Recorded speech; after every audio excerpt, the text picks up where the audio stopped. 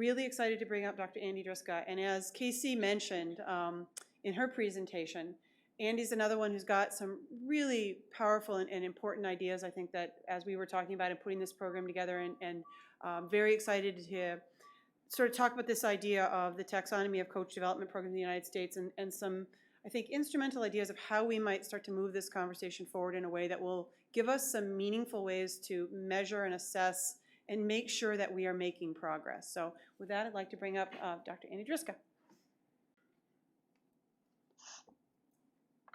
Thank you, Kristen. So I thought I would just lead with my purpose here, which is right in the title. We need a taxonomy of coach development programs in the United States, and hopefully I'll be able to convince you of that over the next 12 to 13 minutes. I also woke up this morning and I said, you need to remember to remind people what a taxonomy is, because you can't just assume everyone here was a biology major.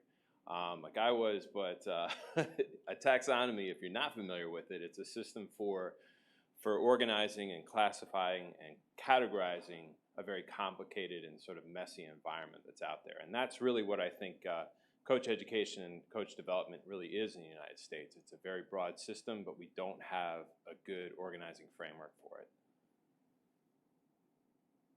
And I think there's a little bit of a problem here because there's a lot of large-scale efforts to educate entry-level coaches, but we really haven't cataloged them. And at the same time, I don't think they've really been of much interest to researchers and academics in the coach education and development field. So sport providers, so national governing bodies, scholastic, athletic associations, nonprofits, they have a mandate to educate their coaches. And a lot of them are providing education programs that are automated, that are remote, they're on demand, they're far-reaching, and they're inexpensive. These are online programs, right? And these programs likely serve thousands of coaches, although we don't really know. It's tough to get uniform numbers, and we don't have a central record of all of these courses.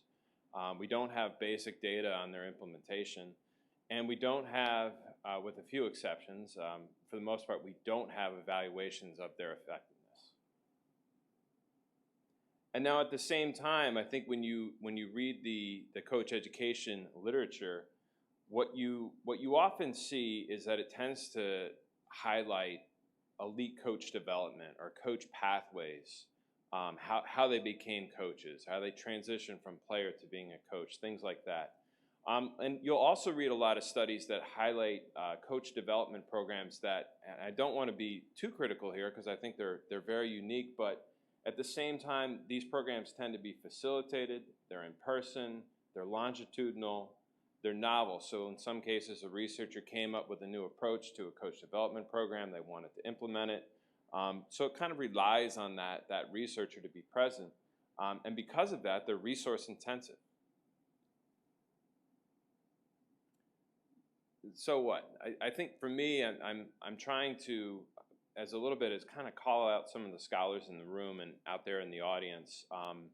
And I think we're making a choice on what types of programs we think are valid and worth investigating. And I think we need to pay more attention to the programs that are designed to serve the masses. That's what a lot of these programs are. And if you think that's important and you agree with me there, hopefully I can convince you this is an important thing. We don't have a standardized way for accounting for the ways in which sport providers are preparing their coaches. And this kind of becomes a problem if you want to compare all the different programs that are out there. If we're talking about thousands of programs, if we bring in all the independent sport providers and whatnot, how do we compare one program to another? How do we say who's doing things well and who's not doing things well?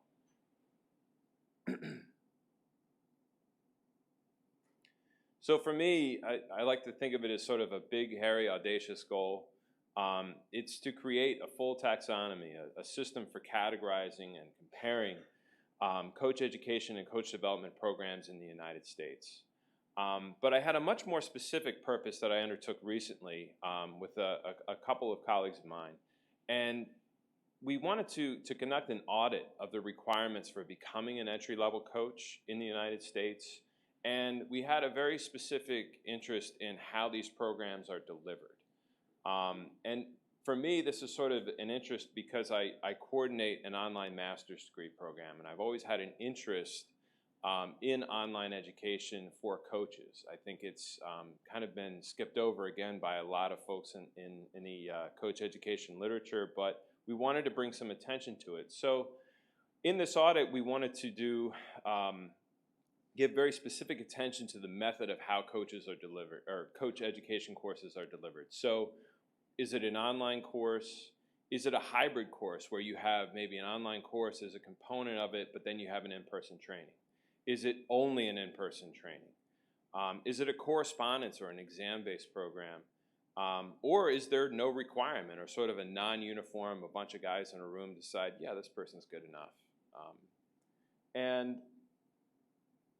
I thought it would be important just to give you a little sense of how we did this. So right now, what I'm going to show you is very preliminary. We're just in stage one, and what we've done is just to collect publicly reported information from sport provider websites, looking at specifically the requirements for entry-level coaches. So not like elite-level coach development programs, but like what's the basic requirement to be a coach in that organization, and what do you have to do? Then we wanted to classify the method of program delivery. The second stage, which we're just getting into right now, is to seek some clarification from sport providers on our findings. Sometimes if websites are a little bit out of date, we want to get the most current information. Our first round, where we are right now, is to look at all of the national governing bodies and the sport and the coach education programs that they do. A next round would be to look at the 50 or 51 scholastic athletic associations in the United States and the District of Columbia. And then the third round would be to look, this is probably the most difficult, but to look at private and nonprofit sport providers. And I also just want to take a little time here to thank my research assistant who did a lot of the groundwork on this process, which is Lauren Sakaris. She's one of our master students at Michigan State. So I want to spend a little time showing you the sort of one of our ways of classifying these programs. And a couple things that you'll notice here. The 5 different columns that you see up here represent how these programs are delivered for the 48 national governing bodies in the United States right now. And one of the things that I think, if you look in that first course, you can see that the majority of programs, 18, it's about a third of them, are delivered with an online course. In that middle column, you see programs that are delivered in a hybrid fashion. So you have some form of an online course that must be completed, and then you need to come in for a day or 2 days or 4 hours for an in-person training. You can see that 13 governing bodies are still doing an in-person training for those entry-level requirements. But I think an important thing to notice in that middle column is that 13 of those NGBs doing in-person training also allow their online course to be used for those entry-level requirements. And I think that's an interesting finding and something I'm going to bring up in my next slide. You can see that there's 7 organizations that have sort of a correspondence course, so it might be something like here are some PDF documents or some videos to review for, and then you're going to take an exam. And then you also have 7 organizations that don't have a uniform, or in some cases no requirement for an entry-level coach.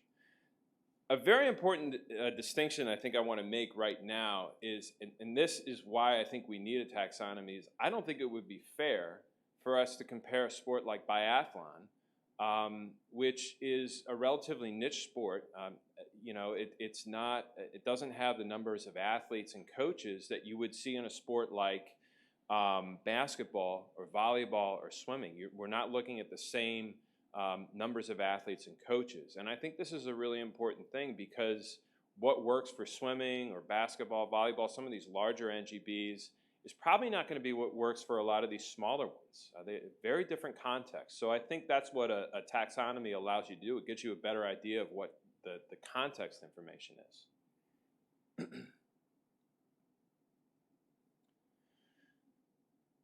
The second thing that I really wanted to do was give you a couple of different examples of entry-level training. So we've got 3 different examples. In the first column, USA Swimming, which does an online course.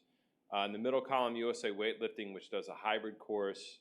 And in the right-hand column, the USA Volleyball, which does an in-person training. Take a look at the USA Swimming, the online example. It's a 90-minute course. It's an on-demand course, and it costs about $15 for the coach to complete. Has kind of a basic curriculum, delivers some important coaching elements to that entry-level coach. And an important thing here is the credential that it leads to, which is coach membership. And I see Tom's in the audience here, so he may correct me if I get this wrong. But coach, when a coach completes this successfully, they become a coach member, and coach membership brings that person into under the insurance umbrella of USA Swimming. And I think that's an important thing that a lot of coach educators, folks in the academic world, may not be aware of, is that risk management and injury prevention are often the biggest things that are driving these entry-level programs. It's not the sort of higher order pedagogy things that folks are maybe really interested in. It's risk management, liability. These are big things that NGBs need to be concerned with. They need to know that their members have met that standard.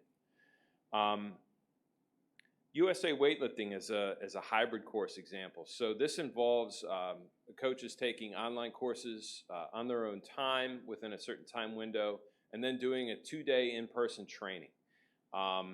These trainings, I took a look around to see if I could find one, and yeah, there's about 5 to 7 on any given weekend throughout different regions of the country. So I think if this is an important certificate for you to earn, I think it would be possible to earn it.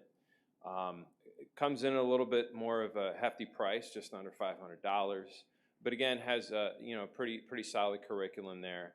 And then to take a look at USA Volleyball, their impact training, which is an in-person training. It's about 1 day. It's scheduled periodically, and it's scheduled by the regional offices for USA Volleyball. So I took a look, tried to find one in Michigan, and they were pushing me towards their online version of the impact training. And I think this is an important thing to address. So you can do this in person, or you can do it online. And I think one of the things I would want to know from sport providers and governing bodies is, are coaches voting with their feet in terms of what types of training they want to do? Do they want to give up a weekend or a Saturday? Do they have time to come in and do an in-person clinic? Is that necessary, or can the same goals be achieved by doing an online training?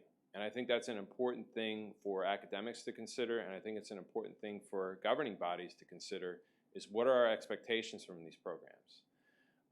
At the bottom, I note here that I wanted to see, how many of these programs have been evaluated. And one of the things is that a lot of them have not been evaluated, with the exception of USA Swimming. That's the only one I know of because I was involved in it. And it's something that I think a lot of programs really need to consider doing in the future. So final slide, try to wrap things up. I hope I've convinced you that this is an important thing.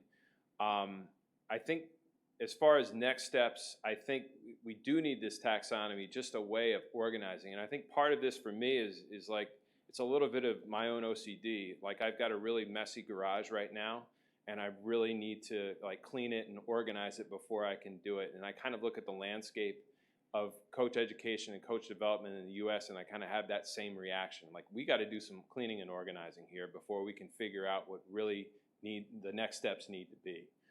I think we need to include national governing bodies, the scholastic sport associations, the privates and the nonprofits, and we need just a standardized way to organize this system.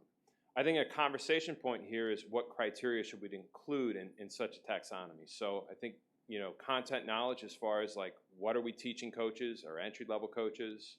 What are the requirements? They may differ from one organization to the next. I think method of delivery and logistics, time, cost to the coach, cost to the organization, the administrative burden of putting on these programs may not be a concern for academics and people who study this, but if you talk to anybody in the NGB world about costs and time and burden to the coach who has to do this, these are big deals, things that they are concerned with on a day-to-day basis. I think we could take a look at that, how coaches are instructed, the types of pedagogy that are involved in each of these programs. I think we could categorize outputs, so the number of coaches served, the type of credentials that are earned, and finally, who's evaluated their program. I think this is an important next step. It's near and dear to my heart. I would encourage programs to do it, but it would be nice to know who's even evaluated. So I'm going to finish there. I want to thank Kristen and her staff for putting this together and for inviting me, and thank you very much.